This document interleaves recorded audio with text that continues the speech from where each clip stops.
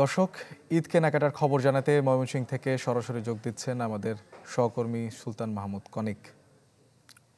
Conic, Eid তো ঘনিয়ে আসছে, কেমন দেখছেন ময়মনসিংহের ঈদ কেনাকাটার বাজার?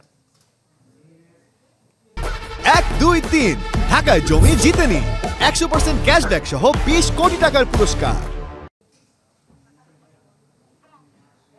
শুভন, আপনি জানেন যেহেতু ঈদ মানে আনন্দ, সুতরাং এই ঈদের খুশিকে রাঙিয়ে তোলার জন্য প্রত্যেকটি পরিবারই তার পরিবারের হাসি ফোটানোর জন্য চেষ্টা করে থাকে পরিবারের সদস্যদেরকে নতুন কিছু পোশাক কিনে দেওয়ার জন্য।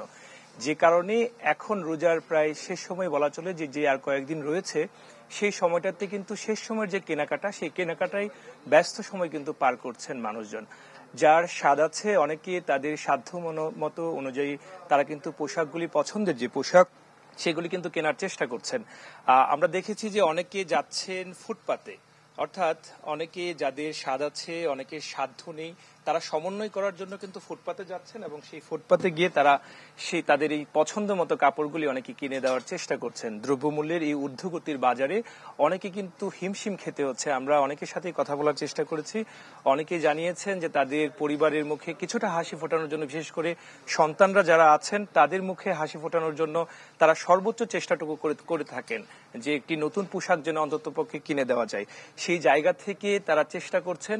আর বিক্রেতারা যারা আছেন তারা বলছেন যে যেহেতু 20 রমজানের পরে যেহেতু এখনো আরো বেশ কয়েকটা দিন সময় বাকি আছে, সুতরাং এই কয়েকটা দিন সময়ের মধ্যে ক্রেতা সমাগম যেভাবে বাড়ার কথা সেভাবে কিন্তু আসলে বাড়বে।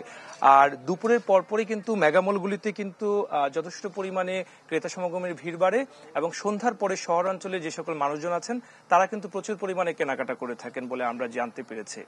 শোভন। কনিক, আপনাকে ধন্যবাদ। দর্শক, ময়মনসিংহ থেকে ঈদ কেনাকাটার খবর জানাচ্ছিলেন আমাদের সহকর্মী সুলতান মাহমুদ কনিক।